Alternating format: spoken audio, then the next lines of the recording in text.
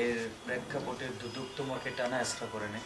জি sir, দুদক তো আমাকে টানা হেঁচড়া করেছিল। আমার বিপক্ষে একটি মামলাও ছিল, যে মামলা করেছিল দুদক আমার কাছে। তোমার কি কোনো নোটিশ দিছিল? আমাকে নোটিশ দিয়েছিল ওখানে উপপরিচালক আলী আকবর সাহেব, উনি আমাকে নোটিশ দিয়েছিল এবং এই নোটিশের জন্য আমার আয় বহির্ভূত সম্পদ রয়েছে এরকম একটা অভিযোগের প্রেক্ষিতে ওরা তদন্তের জন্য তারা আমাকে নোটিশ দিয়েছিল। পরবর্তীতে আমি তাদের দুদক কার্যালয়ে তারা আমার সাক্ষাৎকার নিয়েছিল এবং পরবর্তীতে তারা আমার নামে একটি মামলা দায়ের করে, যেটা আমি মিডিয়ায় এটিএন বাংলা চ্যানেলের স্ক্রলে আমি দেখে নিশ্চিত হওয়ার পরে তাকে যখন আমি ফোন করি, আমার তদন্তকারী কর্মকর্তা উপপরিচালক আলী আকবর, তিনি আমাকে জানান যে হ্যাঁ, আপনার বিরুদ্ধে এরকম একটি মামলা দায়ের করা হয়েছে। অতঃপর আমি স্যার এই বিষয়ে আমি তাকে বললাম যে আপনার এই মামলার পরবর্তী করণীয়। উনি বললো যে হ্যাঁ, এটা আপনার তদন্ত চলবে। কিন্তু আমি স্যারের কাছে খুব ভালো সাড়া পাচ্ছিলাম না বা আমার বিষয়ে সহযোগিতা মনে হচ্ছিল না, বিধায় আমি আবু বকর সিদ্দিক সাহেব, উনার নাম্বারটা আমি সংগ্রহ করি সমীর উদ্দিন নামক একজনের মাধ্যমে। তো ওনার সাথে কথা বলে উনি আমাকে তার বাসায়, বাড্ডায়, তার বাসায় দেখা করার জন্য বলে। কোথায়? বাড্ডায়। নিজের বাসা? নিজের বাসা স্যার, নিজের বাসা। তো বাড্ডায় আমি নিজের বাসায় যাওয়ার পরে তার সাথে সেখানে তার একজন পরিচিত ছিল, যে আমার এলাকায়, আমার যে এরিয়ায় আব্দুল সালাম সাহেব, উনি আমার এলাকায় থাকতো। তার সাথেই আমি তার বাসায় যাই। যাওয়ার পরে সে আমার এই সমস্ত অভিযোগ সে জানতো এবং আমার কাছে আবার শোনার পরে তিনি আমাকে জানালেন যে এটা উত্তরণের উপায় হলো একটাই আছে, সেটা হলো আইও চেঞ্জ করতে হবে, ইনভেস্টিগেশন অফিসার চেঞ্জ করতে হবে।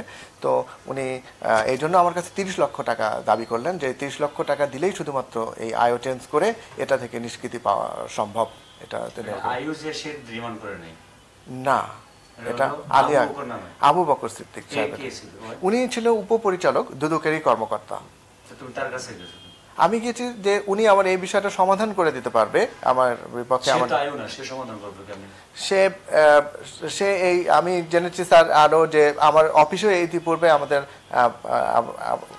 আবুল ফজল নামক একজন আছে, উনি ওই দুদকের এরকম সমস্যায় পড়েছিল, উনিও এই আবু বকর সিদ্দিক সাহেবের মাধ্যমে নিষ্কৃতি পেয়েছিল। এই রেফারেন্সেই আমি সেটা তার কাছে গিয়েছিলাম। আচ্ছা, তারপরে উনি কি করলো? উনি আমার কাছে যখন 30 লক্ষ টাকা দাবি করলো, তখন আমি এটা কিভাবে টাকাটা দেবো, আমি বার্গারিং করার পরে উনি যখন রাজি হলেন না একেবারেই, পরবর্তীতে অতি কষ্টে আমি টাকা ম্যানেজ করার পরে তাকে যখন আমি জানালাম, তখন কিভাবে জানেন? তাকে স্যার আমি, সে ফোনে কথা বলতো না, আমি যখন তাকে বলতাম যে স্যার আমি ফোন করতাম, উনি বলতো যে বাসায় চলে আসেন এতটার সময়, শুধু আমাকে টাইম সেটিংটা দিয়ে দিত যে বাসায় চলে আসেন এত 9টা বা 10টায়। মোবাইলের, সরাসরি মোবাইলে কথা হতো। উনি শুধু এই দুটা কথাই উনি আমাকে বলে নিয়েছে, যে মোবাইলের ফোনে কোনো ধরনের কথা বলা যাবে না, শুধুমাত্র যে কখন আসতে হবে, কোথায় আসতে হবে, এইটুকু বিষয় ছাড়া আর কোনো কথা হবে না। উনি আমাকে জানালেন যে বাসার সময় 10টার সময়, রাত 10টার সময় চলে আসেন।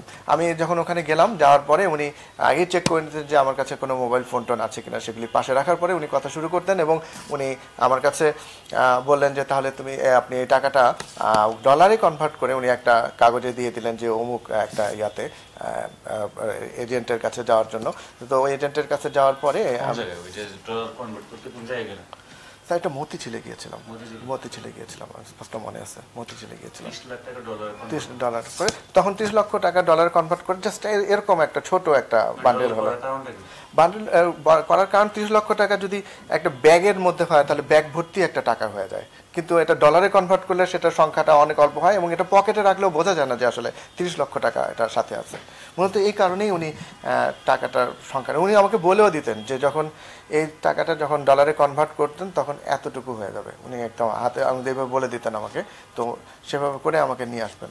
নিয়ে আসার পরে আমি যখন ডলারে কনভার্ট করার পরে ওনাকে ফোন দেওয়ার পরে উনি বললো যে সরাসরি চলে আসেন দুদকে, নিচে আমি বলে দিচ্ছি রিসেপশনে, আপনি আমার নাম বলার পরেই আপনাকে ওখান থেকে নিয়ে আসবে। তো আমি তার রুমে গেলাম, রুমে যেয়ে তাকে তিনি কথা বলে আমি তার হাতে সেই খামটা আমি দিলাম। তো উনি আমাকে দেখালেন যে হ্যাঁ, আইও চেঞ্জের যে কাজটা সেটা ফাইল অনুমোদন হয়ে গেছে, এখন আপনাকে চিঠি দিয়ে এই আইও চেঞ্জের কাজটা করে দেওয়া হবে, চিঠিটাতে। তো পরবর্তীতে চিঠি যখন ইস্যু হয়, এর পরবর্তীতে যে নতুন গোলাম মাওলা, তিনি বিভিন্ন সময়ে আমাকে তথ্য, গোলাম মাওলা তখন সে সহকারী পরিচালক ছিল, পরবর্তীতে সে প্রমোশন পেয়ে উপপরিচালক পদে পদোন্নতি করে।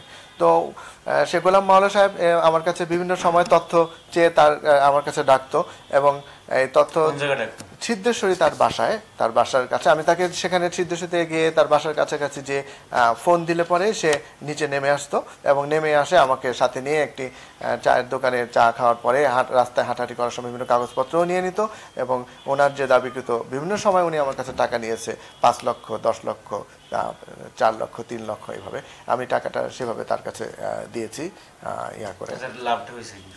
স্যার পরবর্তীতে সে আমার নামে একদম সুন্দর করে রিপোর্ট দিয়েছে যে তার কোনো অভিযোগ প্রমাণিত হয়নি কাগজপত্র দিয়ে। এটা সেই রিপোর্টটা যখন সাবমিট হয় সেদিনও সে আমার কাছ থেকে 10 লক্ষ টাকা নিয়েছে। নেওয়ার পরে এটা গোলাম মাওলা নিয়েছে। আর এটা ছাড়াও উনি গোলাম মাওলা সবসময় যে আমাকে কথা বলতো যে আপনি এই সমস্ত কিছুর জন্যই আবু বকর সিদ্দিক সাহেবের সাথে যোগাযোগ রাখতে হবে এবং উনি আমার সাথে দেখা করার আগেও আবু বকর সিদ্দিক সাহেবের সাথে আগে কথা বলে নিতেন। প্রত্যেকটা বিষয় আবু বকর সিদ্দিক সাহেবের নলেজে থাকতো।